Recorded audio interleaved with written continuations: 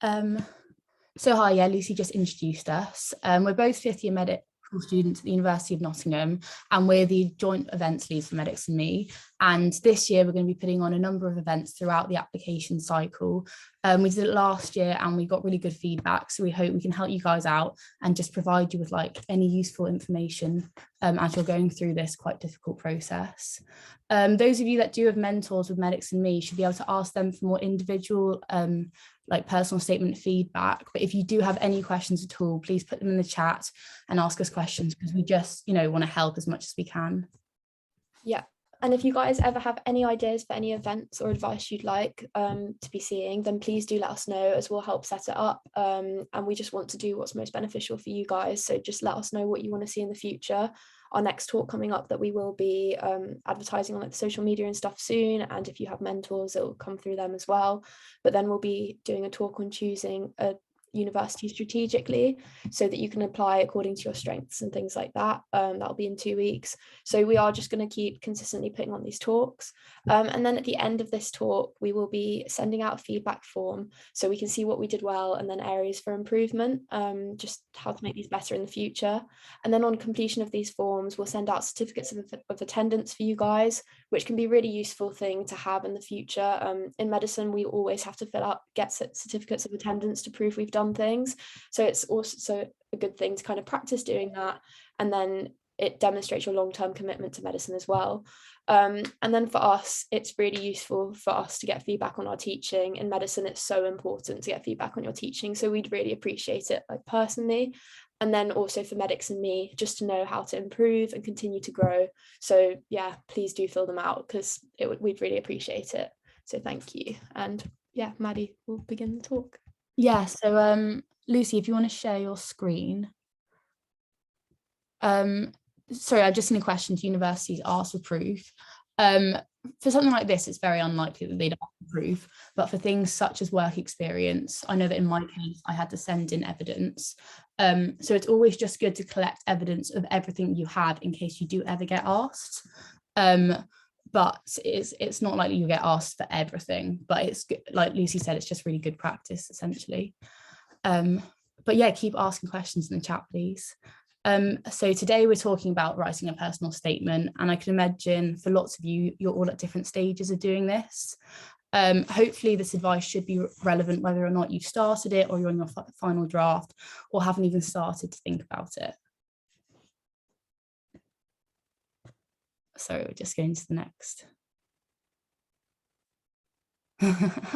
Okay, so what is a personal statement?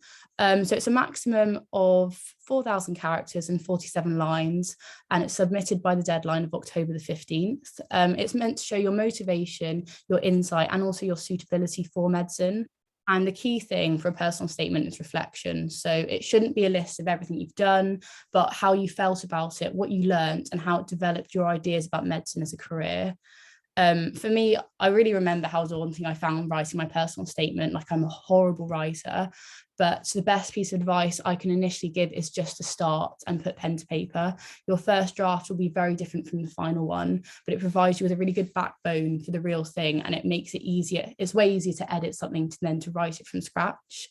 If you are on our mentoring program through your school, going to your mentor for pointers with how to redraft your statement is a really good idea, or also any teachers or anyone that will listen, essentially. So next we'll be looking at the ways in which medical schools use the personal statements. There are kind of a few main ways in which they do this. So they use it in a big variety of ways, which isn't very helpful for you when you're applying initially, because it can be a bit confusing. So we've kind of broken it down here into the different ways in which they use it.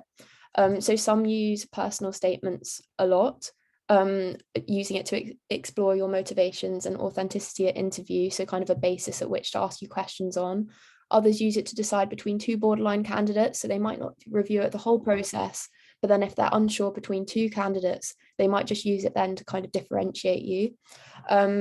Others will use it for shortlisting candidates for interview. I think this has become less common, so we've updated this PowerPoint from last year, and what I seemed to notice was that they seemed to use it less in shortlisting and more later in the process. But this does mean that it's very important to look at your chosen university's websites and find out exactly what they'll do with your personal statements. Additionally, some universities will want different things from it. So for example, Oxbridge tend to like ones which focus more on the more academic aspects of medicine, as they offer traditional style degrees with focus on research in the early years. But then other ones will kind of want to know about your extracurricular interests and then your volunteering experiences, where, as we'll mention later, reflection is super important. It's also important to look at the most updated versions of the websites or publications of the universities, as each year they may change how they use personal statements. So when we first wrote this talk, we were really shocked by Bristol because they now score, because when we applied, they scored personal statements in like a very tick box and confusing manner, but now they just use UCAT to differentiate between candidates. So for us, this was really surprising and really emphasized how important it is to look into how your universities are using your personal statements this year, so that you know like how to tailor it to each type of university. So here's a summary table of the information surrounding how each medical school uses the personal statements. Again, we'll show you guys with some examples later that the universities publish more specifically how they use it. But here's just like a general overview, and do have a look at each one's criteria. Looking at which medical schools prioritize versus which don't use the personal statements is also an essential part of applying strategically to medical school, which we'll be covering in greater depth in a later talk. But if you are able to reflect well on your work experience, volunteering, motivations, and suitability to medicine, then you might want to apply to universities which place more emphasis on the personal statement, particularly if you maybe didn't get the UCAT score you wanted or something, but you really feel like you can reflect well on your work experience, your volunteering, and your personal qualities. Then it might be good to apply to universities which use the personal statement directly in deciding which candidates are shortlisted for interview. So these include Oxford, King's, and Leeds. So here you can, just to give a brief overview of the table, you can see that some universities use a personal statement to come up with questions at interview. This is a really important thing to remember when writing your personal statement, as you want to be able to go back to back up anything you've said and expand on it. So it's pretty important not to make things up or exaggerate experiences, and be able to reflect on them honestly and kind of expand on anything you've said. That said, obviously it's always good to put yourself in a good light and use like those active words, which we'll be talking about later. So it is important how you write it, just not to go a bit too crazy with exaggerating things. It wouldn't be good. Honesty and integrity are super important in medicine. And when medical schools use the personal statement to differentiate between borderline candidates, they'll be looking for specific things, which you can sometimes find outlined on their websites. But if you follow the advice we'll be giving on over the next few slides, then you should be able to tick their boxes. And then I've put a question mark here on this table where certain universities are a little vague about how they use their personal statements. So it's worth taking a look at their individual websites. But I would recommend doing this anyways for all the universities, as they are constantly updating things and they can be a bit confusing. So here we've taken some screenshots of information the medicals provided last year surrounding what they're looking for from a personal statement. You can find more of these documents online, and it's recommended that you read through this information for the universities you're applying for. A handy tip would just be to make some notes when you go through them to help you really utilize the the information you found in your personal statement.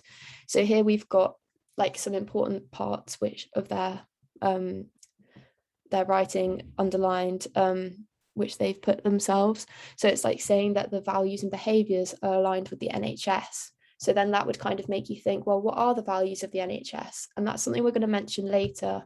And we will also talk about in our later talks to prepare people for interview, because the NHS has a set of core values. So just eliciting that you know what those are in your personal statement or alluding to it can be really useful.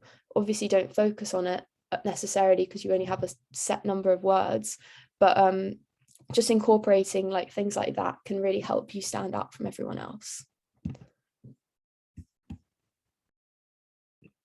Okay, so now that we've looked at which medical schools want you to write a personal statement and what they use them for, what should be included in a personal statement? Does anyone want to put in the chat bar at all what they think should be?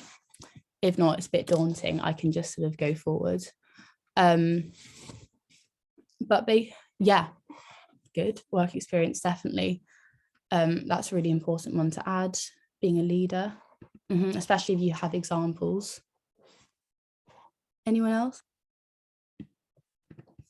Teamwork, yeah, definitely. So from our perspective, there are sort of three main aspects that you need to talk about in your personal statement. So the first one of those is why medicine? And this can include a specific event that might have sparked your interest, or just the fact that you've been interested in it for a very long time. Then the next one is what have you done to understand medicine? So that's where things like the work experience, volunteering, and any reading that you've done really comes into it. And then finally, why you? So why are you suited to the course, and how do you know that you're going to be able to manage something that's quite a demanding career? And this is where things like extracurriculars really come in handy. As long as you're covering these three aspects, it doesn't really matter how you structure it. But what we will talk about later, about certain structures do read more easily. And following the outline here does make it easier to make sure that you're including everything. And for the markers who may be tick boxing and looking for things, they can say, oh yeah, there's a work experience, there's this. And it's good to have that. And as you can see, a vital part of this is discussing what you have learned, e.g. reflecting. So there's no point giving them a list of amazing things you've seen if you can't apply it to why you should be picked for medicine. And this is what markers can then use to differentiate between the weaker and stronger candidates. Because lots of people could get work experience, but those that can really look at it and say, what have I learned from this, are going to be looked on better. Don't worry about getting the best experience in the world or following the top surgeon, because if you can talk about anything in the right way, then any experience is really good experience. So finally, what you need to demonstrate. Someone mentioned teamwork and leadership. Those are really, really good things. Other things like empathy, communication, stress management, and then a desire to teach and learn are all amazing.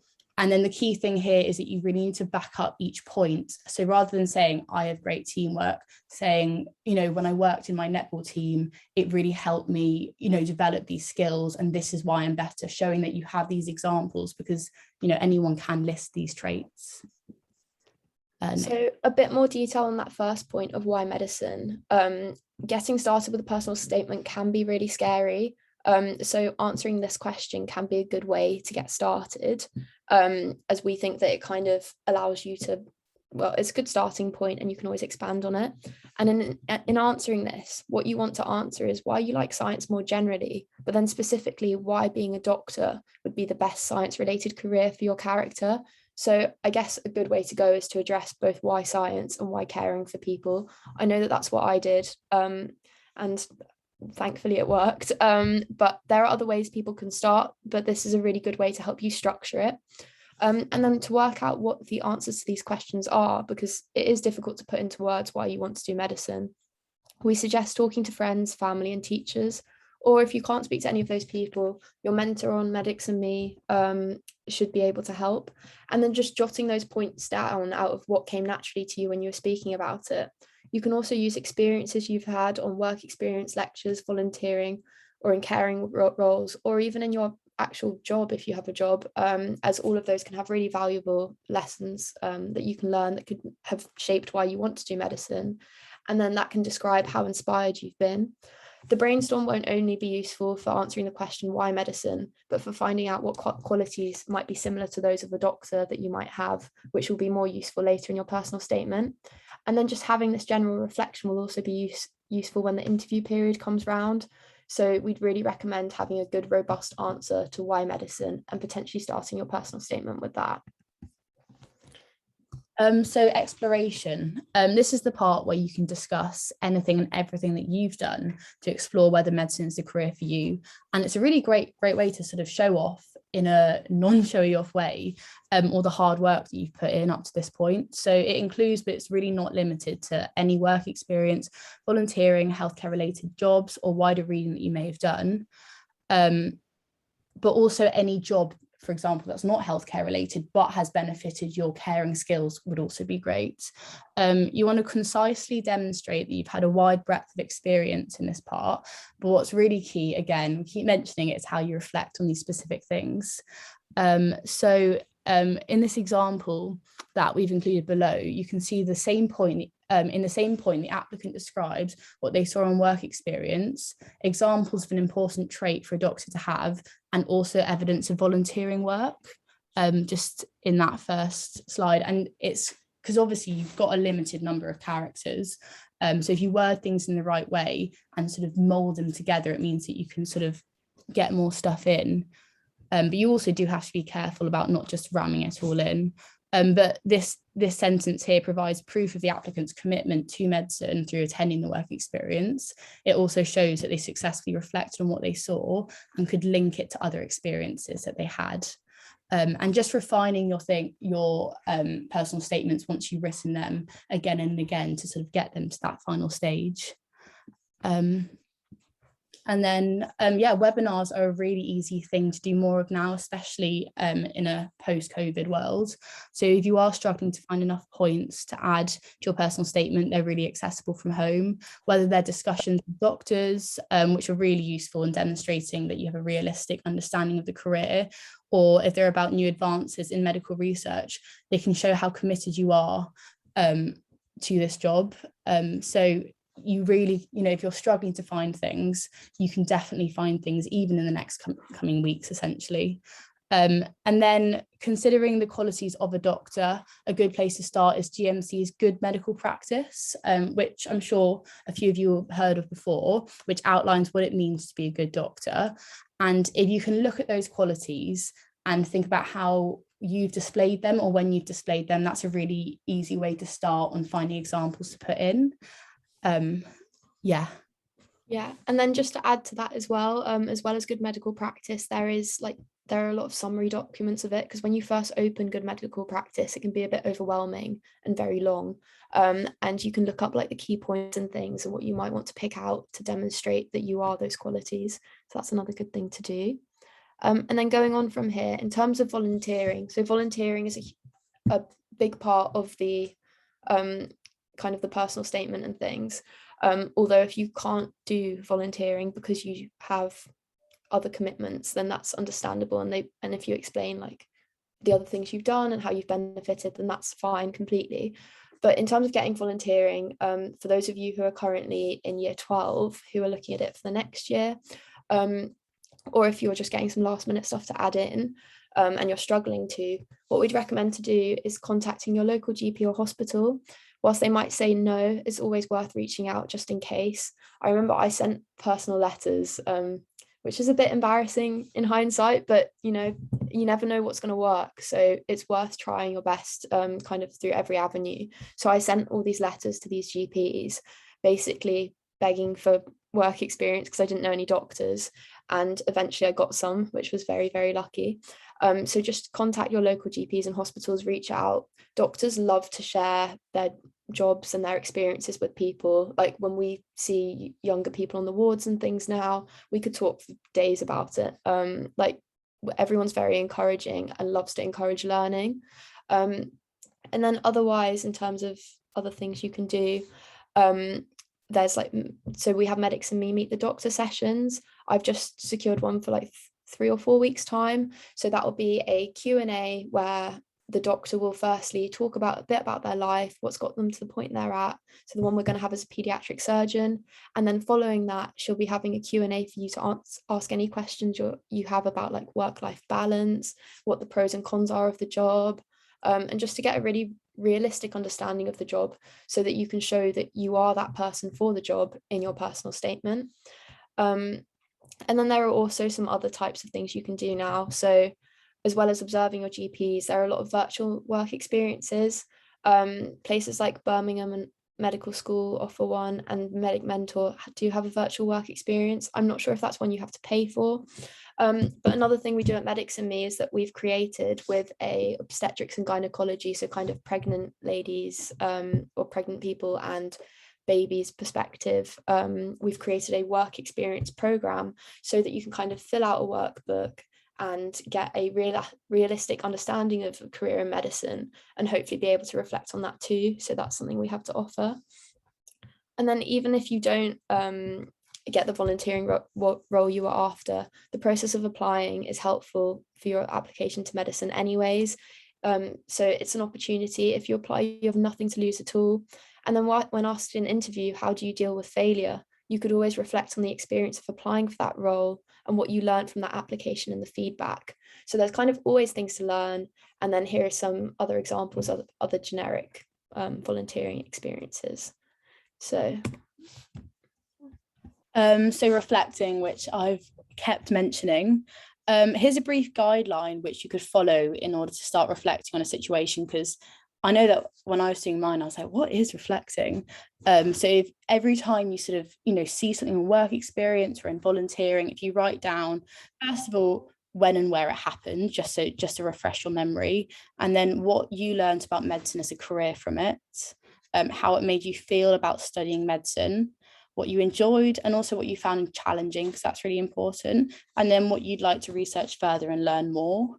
And if you just jot down really brief answers to all those questions, I think you'll find that it's filling up loads of space that you'll then be able to write it down in your personal statements.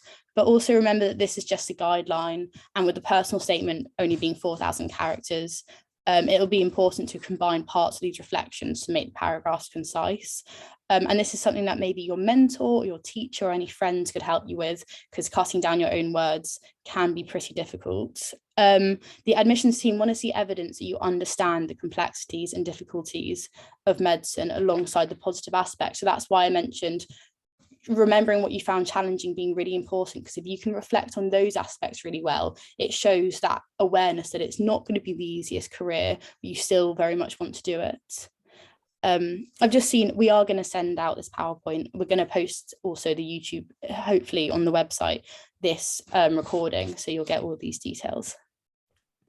Yeah, sorry that it's kind of like a whistle-stop tour through. We just want to provide you guys with the most information, and then hopefully you can read through it or watch this back. And we are more than happy to answer any questions. We'll probably get around to most of them at the end, just as I can't see the chat. I don't know if Maddie can, but so hopefully we can answer those for you at the end.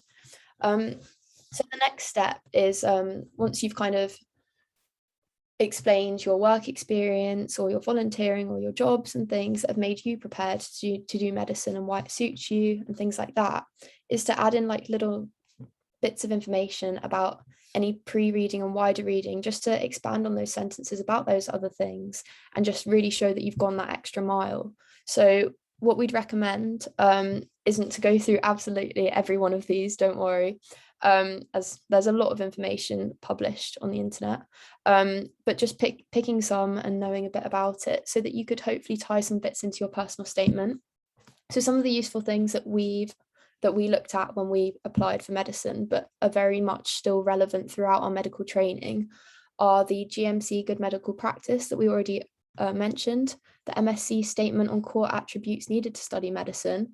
They really do like to spell it out for us. GMC's Tomorrow's Doctors, and the NHS Values-Based Recruitment Framework. So we have the links there, but they should all be pretty easy to find. And I know this is a lot of information to take in, but if you try and pick out a few values to discuss, it will really reflect well in your statement. And then wider reading, which we'll have a few pictures of on the next page, could include anything from books to podcasts, journals, news articles, just things to show that you are genuinely really interested.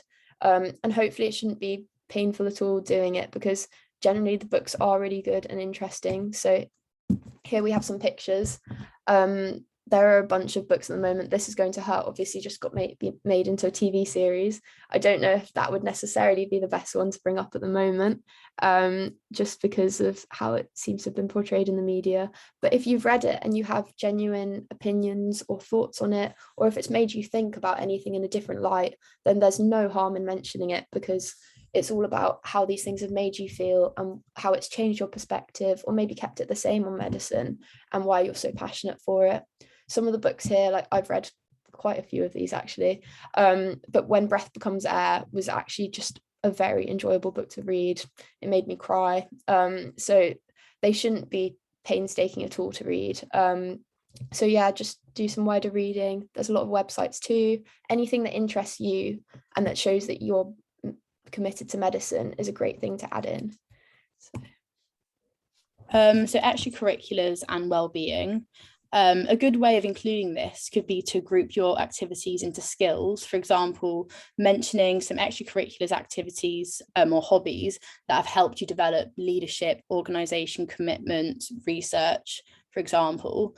And then you can sort of push more in. So you could say, oh, I developed my leadership when I did netball, and when I also was the head of my debating team. You know, you can sort of make sure that you can get more in if you're struggling with the word count. And it also just shows that you've learned and you've gained things from these things. But also medical schools want to know that you'll contribute to the university community and get involved. So if you do have any of these things to demonstrate, it's really good, and they really like that people are well-rounded students. And also finally, it's really important to look after your mental well-being, and having hobbies and interests outside of academia is a really great way to de-stress and switch off. So in the long run, it's a thing that they do like. But if you're thinking, oh, you know, for example, I wasn't very sporty at school, so you know, you might think, oh, I don't have any of that. You can always find something to put. Saying that I really enjoy reading in my spare time is a hobby, is an interest. You can find anything that you enjoy outside of medicine. It's really worth putting it down. The 5 steps to well-being from the NHS are really good to read, and just looking at things that the NHS value in terms of well-being, and trying to reflect on what you do in each of those 5 areas, and maybe what you could do in the future if there's an area that you're lacking in.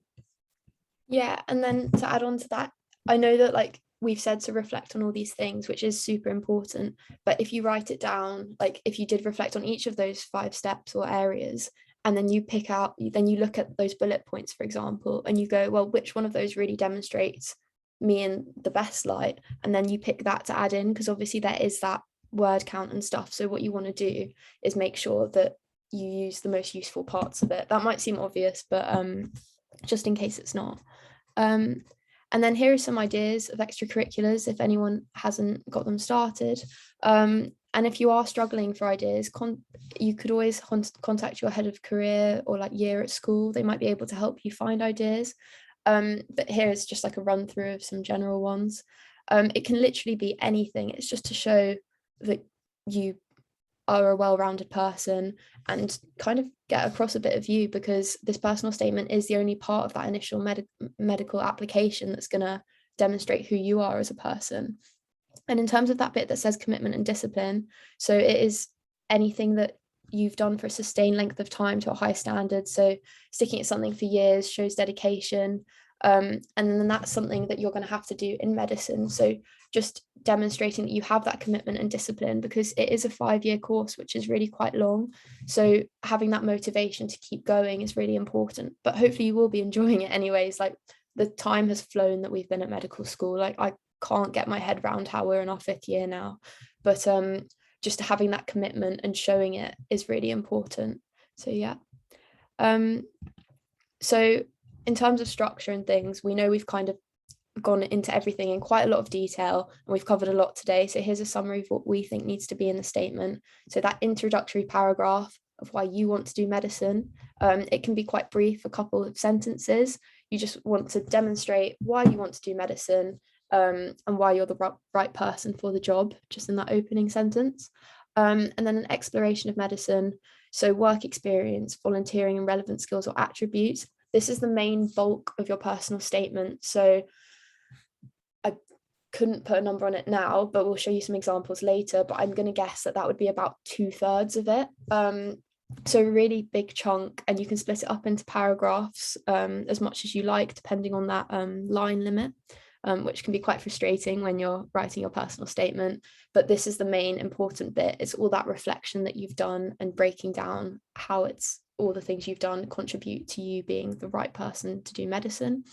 The extracurricular activities and interests, what makes you you, and then finally a conclusion. So bring it back potentially to why you want to study medicine, which is kind of summarizing things. And so why you're the right person for the medical schools to choose.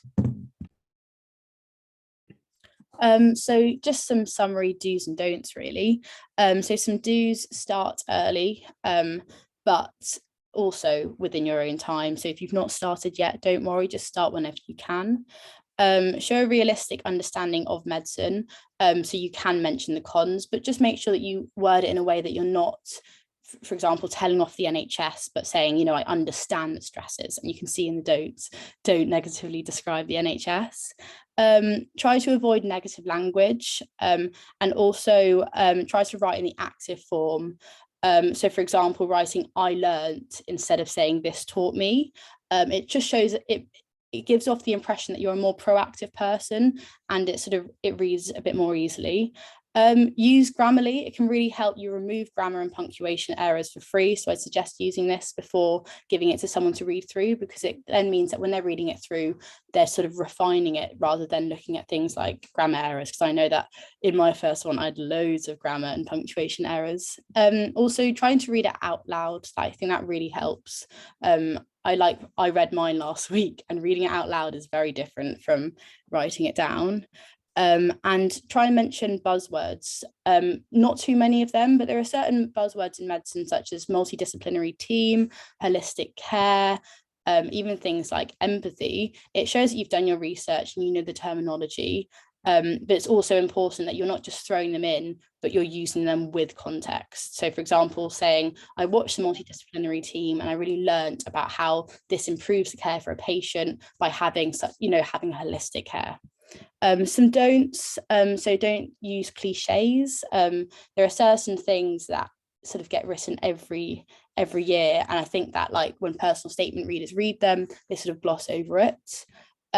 Try not to, again, negatively describe the NHS.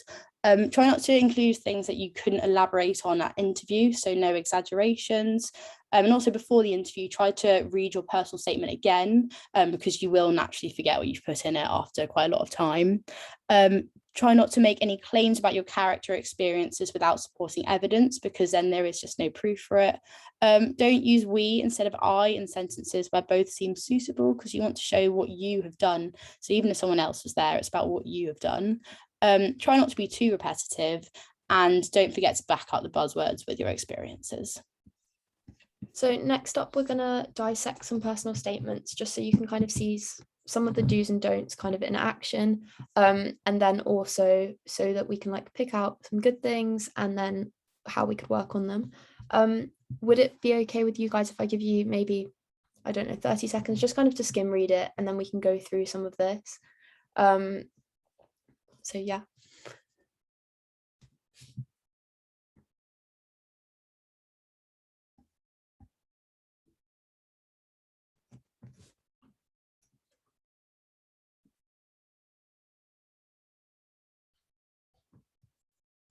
And then also, if any of you have any questions about like these specific personal statements, like about things that you might think could be good or could be bad, feel free to put those in the chat or ask questions, because I think sometimes we learn the most from asking questions, so feel free.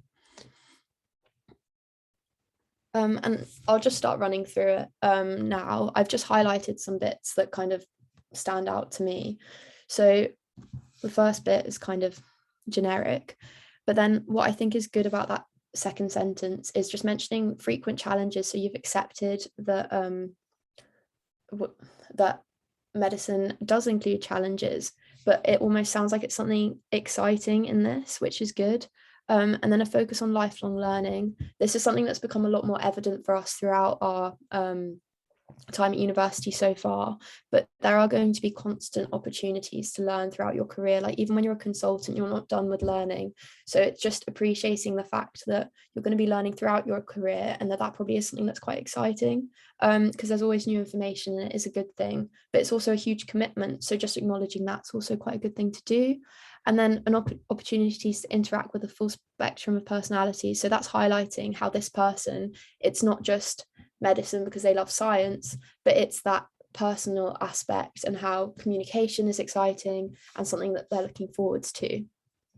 And then later in the next paragraph, mentioning that a consultant must adapt. So that's something that might be quite difficult in medicine, and just appreciating that there's going to be different types of people that you interact with every day.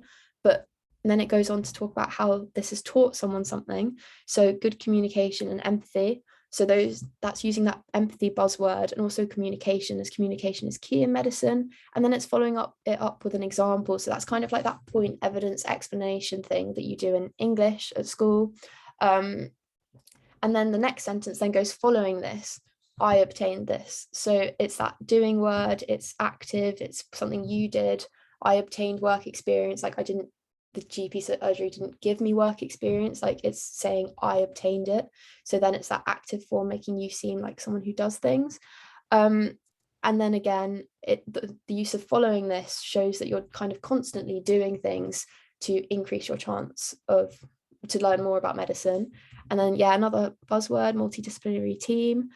And then, so this next sentence of my interest resulted in the consultant giving me copies of his published work, which I found fascinating.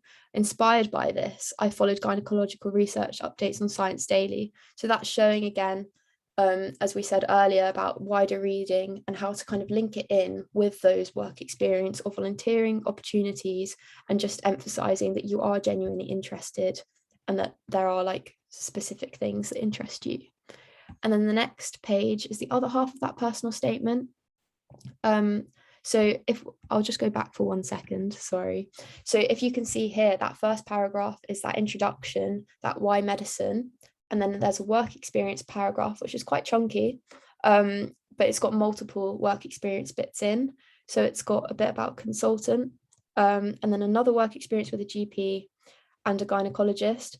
But one thing that I want to emphasize is that, especially with COVID, it is so difficult to get work experience at the moment. So if you haven't got work experience, and not even with COVID, like it's difficult, people don't know doctors. I didn't know any doctors.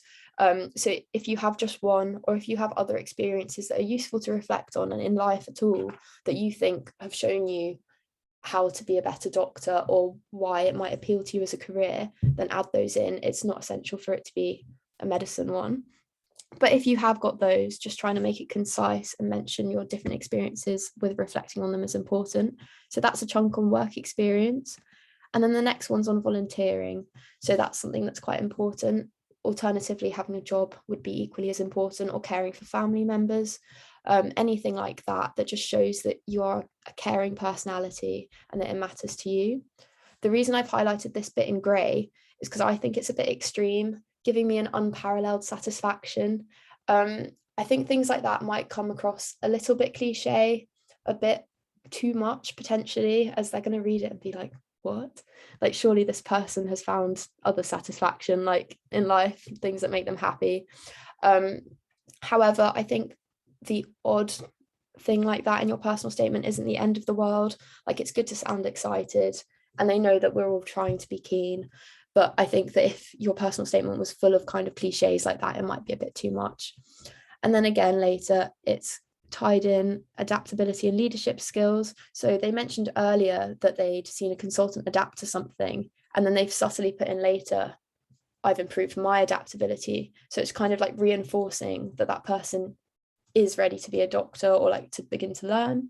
And then it's got exact examples. So maintaining children's focus by developing new games. So it's not just saying, I worked at a school, it's what did I do at the school. And then again, they've tied it in at the end. I don't know if this is good or bad, but it's quite a nice way to finish it up, because they mentioned lifelong learning at the beginning, and then they've re-emphasized that I'm ready to embark on a career of lifelong learning. So there you go. If anyone has any questions about those or anything. The author of Breath Becomes Air was, yeah. So the comments about Breath Becomes Air, fair enough. I would have also had to use the dictionary or just skipped over the words. But I do think that there are a lot of books that are just worth reading. Like, some of them might not be, some might not be that good, or you might not enjoy, but it's good to just like read different experiences. That one is very much a personal like account and things, whereas like more general ones about medicine might be better to put in your personal statement. We will get back to the other questions at the end. Sorry, I thought that was going to be about the personal statement exactly, but I will move on now.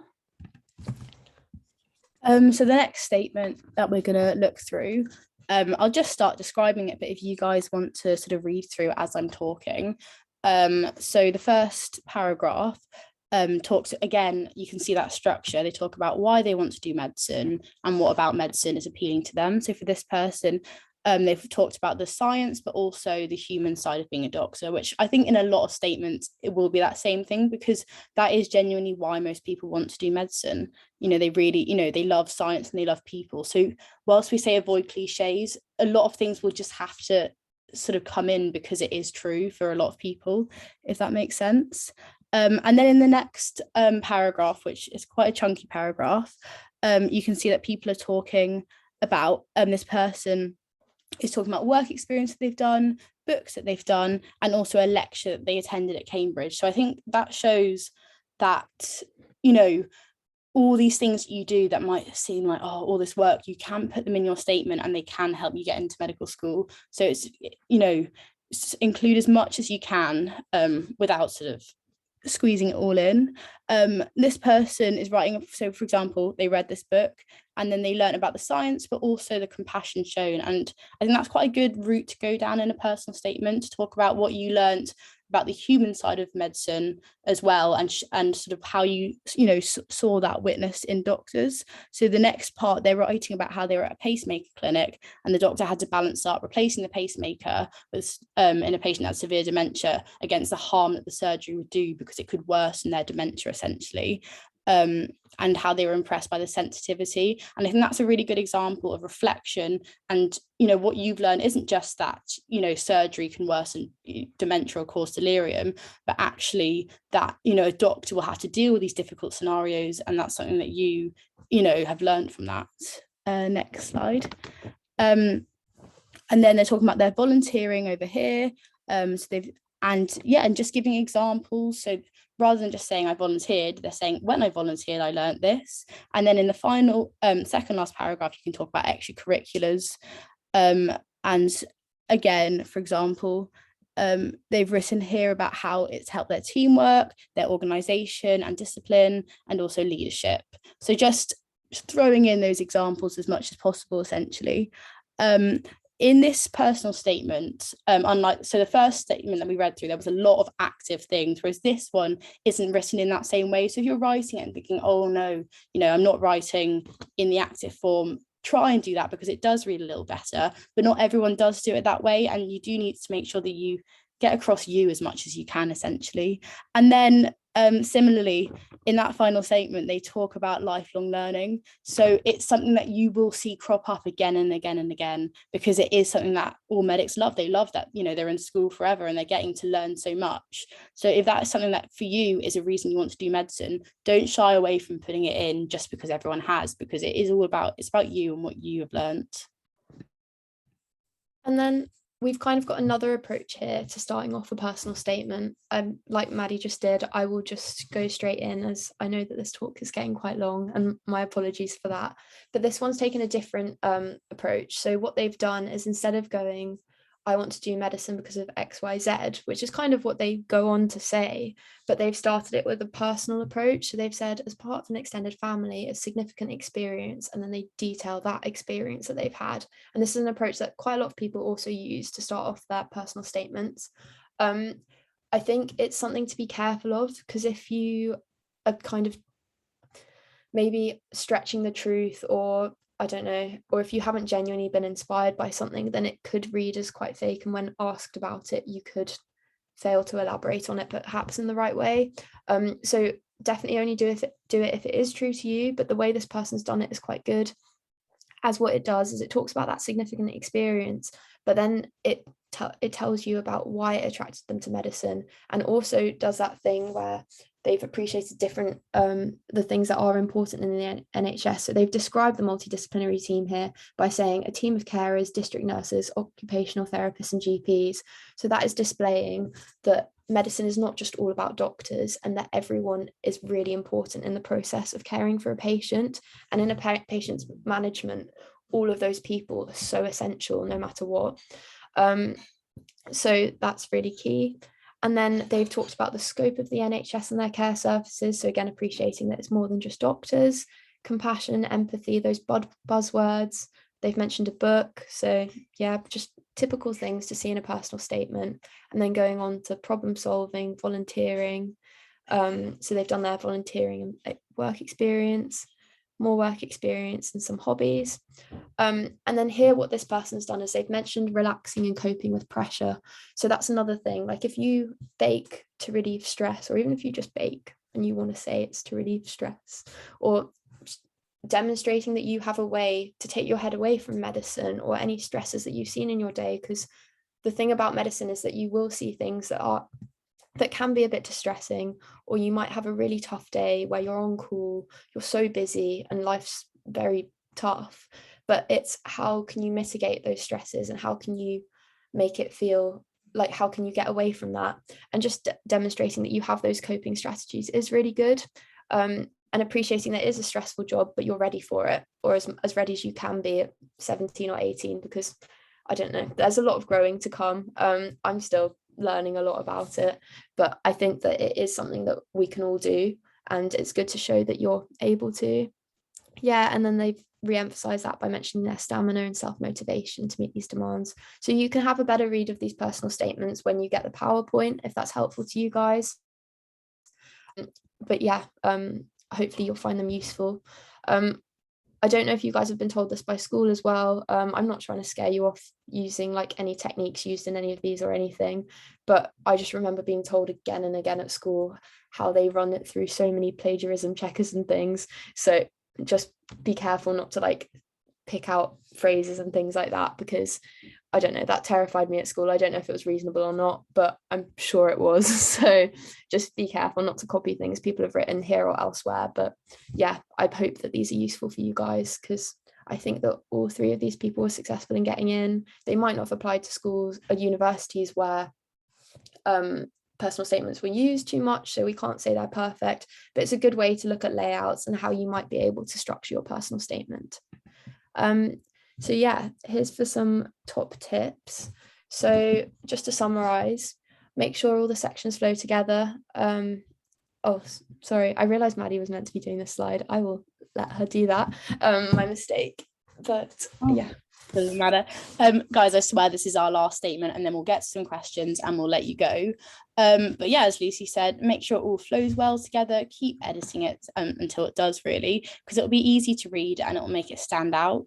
I know I felt a bit embarrassed about having people read my statement, but advice from friends and family or teachers or mentors are really helpful. And there can be some free services online that read people's statements, or just people on Instagram sometimes advertising it. So reaching out to them can be really helpful. Discuss how you'll be able to manage the challenging aspects. So if you are mentioning these things, talking about how you have overcome these is really good. Stay away from cliches, especially in the first sentence if you can. And finally, really don't panic. Getting started can be difficult, but it's a summary of your motivations and experiences. So it's all about you, really. So you will be able to write it, and it's such a personal thing, hence the word. And yeah, getting that initial words down can be the hardest bit, but after that it does seem to sort of flow and write itself, and it will be okay. Yeah. And then so here you guys will get all of these afterwards, but here are some useful resources. These are all really helpful, just some layouts and things, some tips for work experience, again, just how to do it. I know that I really struggled, so yeah, if you need any tips, here you go, or just Googling things. And some more helpful links. So these are for volunteers. There's volunteer centre finders, things like that if you are in year 12. And then just again, before we get on to questions, if you guys could if you guys could use your cameras and use this QR code for the feedback form, or alternatively there's a feedback form link in the chat, we would really, really appreciate it, as getting feedback's really helpful for us, and then hopefully our talks can be even better in the future. So yeah, I hope you found it useful, and thank you guys so much for listening, because I know it's a Tuesday evening and you've probably had school and it's been busy. So yeah, thank you for listening, and if you have any questions, we'll start answering the ones already in the chat. And then we can go on from there. So if I start with, how much did you mention mitigating circumstances and how do you introduce them? That's such an important question, because obviously if you've had mitigating circumstances and it's been difficult to either, I don't know, get certain grades or obtain work experience and things, I think in your personal statement, because of you have such few words, it's difficult to get it in. So I think it's important to mention what the circumstance is and maybe how it's impacted you. And then very much from there, talk about how your experiences have still nonetheless shaped you to be someone who is prepared, because often with mitigating circumstances and things, they've made you more resilient, they've made you more prepared, like I don't know what the specific circumstance is, but like through mitigating circumstances you learn things like resilience, communication skills, like life's been, you've overcome things. And so there are ways to talk about that and talk about how it's helped you develop things like empathy, compassion, time management specifically as well. If you've had a job, talking about those, how that's impacted you and helped you grow as a person. I don't know if Maddie wants to add anything there, but you can definitely add in, like you can mention it in your mitigating circumstances. How much? I think keep the initial description brief so as to let you describe yourself and your experiences more later. But if it's something that is key, then expand on it as much as you like. Yeah, I think it's a question to ask someone else as well, because I wouldn't say that we're experts on that particular thing of mitigating circumstances in personal statements, but I would agree with everything Lucy's just said. I think that if anything has impacted you, it's really important to talk about it and talk about why, and again, yeah, twisting it to why that makes you want to do medicine, you know, why maybe you weren't able to, for example, you know, say you had an ill family member, you can talk about how you were caring for them. Or, you know, if you had to take a year out, talking about, you know, how you've learned resilience from that. But I think that if anything has impacted you, universities want to know it, because it's very, very impressive that you've got past that and you're still applying for medicine and you're still, you know, have all these things on your thing. So I would definitely mention that. Yeah, 100%. So the next one, how do you link the skills of doctors you shadowed with your own without seeming repetitive?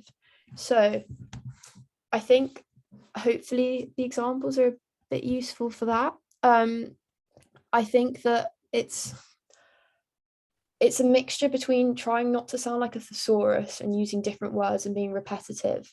But I think that by saying, I saw a doctor be compassionate, for example, and then thinking of an example in which you've been compassionate or something can help you then not be repetitive, because you're showing an example. So you're obviously being that thing yourself, but just kind of linking it smoothly and writing it out that way. And then it says, and how do you say that a certain activity has developed your skills without sounding sort of robotic?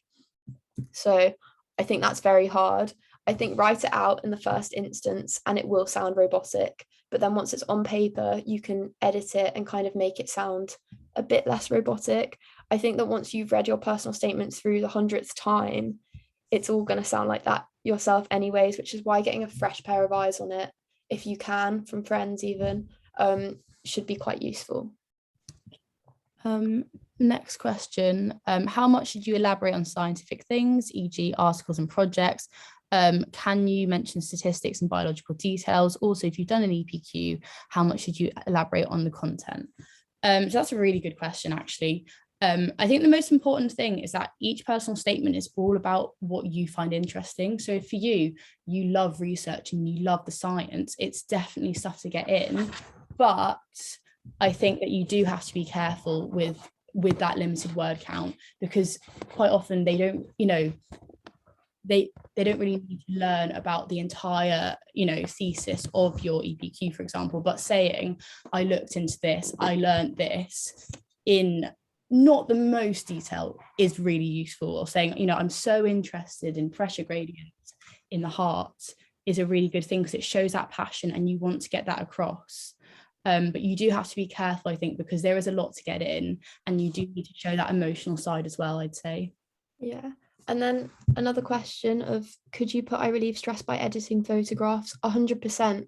So just whatever you do in your spare time, like, and that one's quite specific and niche, so that's going to make you stand out. It shows that it's genuine, it's something that you enjoy doing, and if that is genuinely how you relieve stress, then there's no harm in putting it at all. Like, it's all about you, and it's showing that you have those coping mechanisms and like good support structure in place. So yeah, or by playing any team sports, again, very useful. That also shows you're a team player. So by saying, in my spare time, I really I would pick better words than this also, but like, I'm not great at English. In my spare time, I love playing netball.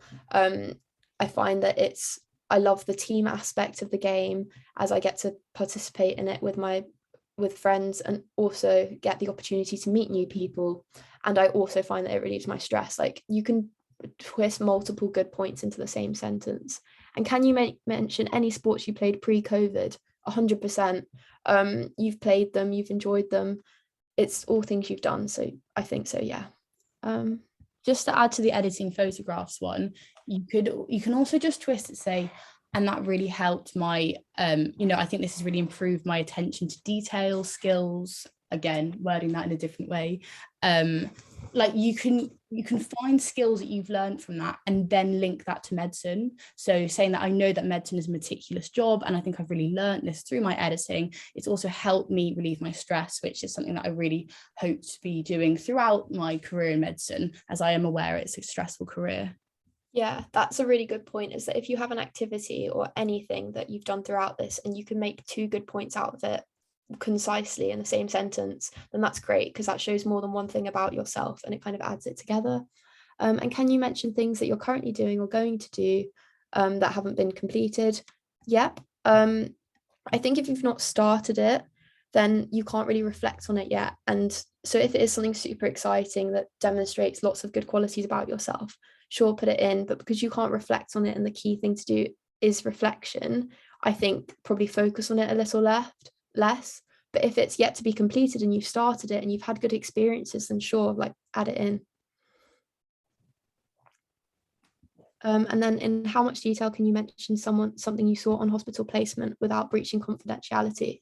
So that's really important, and we will speak about confidentiality and things closer to interview, because then it's something that you guys should know about.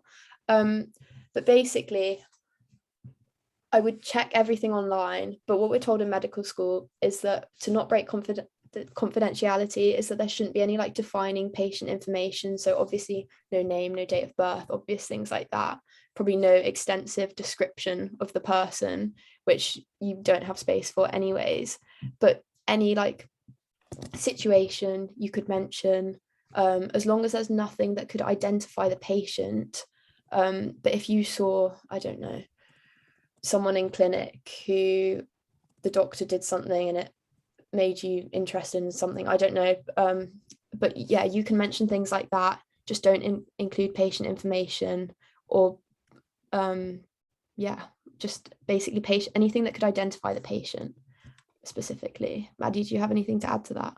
No, that's it. You want to keep things as vague as possible. So in the one that, but whilst keeping the relevance. So in the one that we read a minute ago, they talked about a lady that had dementia and that they needed a pacemaker changing. That is vague enough that no one can be identified from that. You're not going to read that and go, oh my God, that's my granny, because a lot of people in hospital unfortunately do have both those conditions.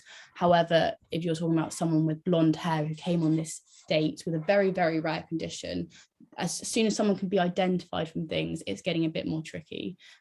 So I think you just want to make sure that you're securely over that line, and that you can definitely keep your personal statement as good as before without having to give away those details, if you know what I mean. Yeah, because those details also won't really add much to your personal statement, so I don't think it's worth the word count anyways. And I know that one thing that worried me when I wrote it was like mentioning the hospital name. You can definitely mention the hospital name, as long as then you didn't say, and this person came in looking like this, and like loads of detail basically. Can you include extracurricular activities from year 11? Yep. If it's something you enjoyed, yeah.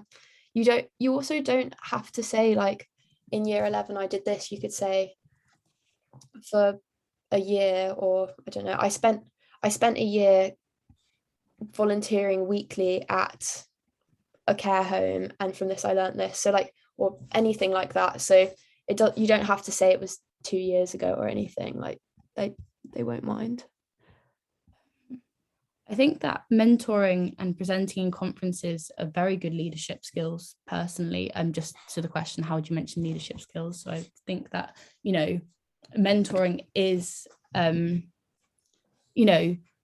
motivating other students is a form of leadership. And you can talk about anything. You could say in your class, when you were the head of a certain group, that is leadership. Anytime that you have led other people, you can give an example. It doesn't have to be the most stellar thing. It just has to be you finding that example and reflecting on how that's shown you that skill, if that makes sense.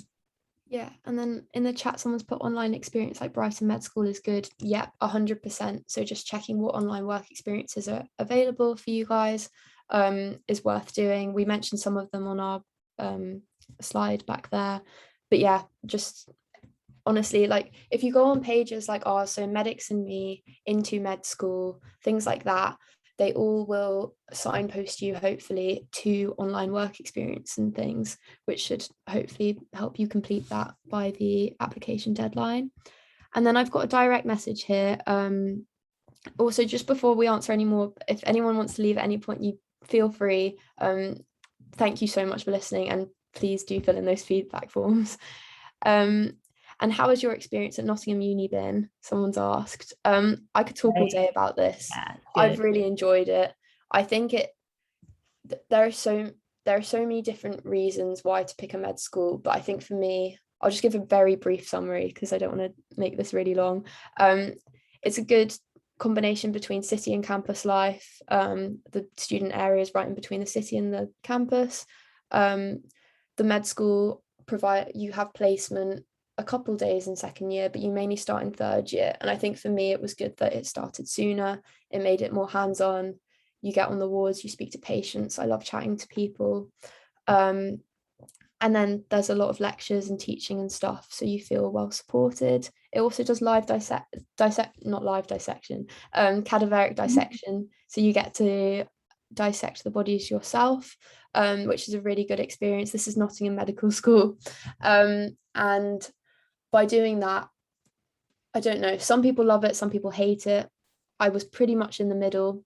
I found it useful. But I think researching unis in terms of all those things, because all those things suited me, but what we're going to talk about in our next talk is how to apply to medical schools, like how to pick them, and it's all very personal. And I think that I was very lucky in that I kind of went in a bit blind, and I didn't know what was important to me. But look at the style in which you want to learn, whether that's problem-based learning, traditional with just courses, or integrated like here. It's really difficult to know what to do. But I think just weighing up all those pros and cons, and also where you might most likely get in. So that's what we're going to focus in on our next talk. I'll try not to go on too much, but yeah, applying to medical school is so exciting and so scary. So just make sure you apply where you want to go and not where you think is best either necessarily, because they're all great. So yeah. I've just seen a question about not wanting to seem cliche by talking about a cousin's surgery and also wanting to work in less developed countries.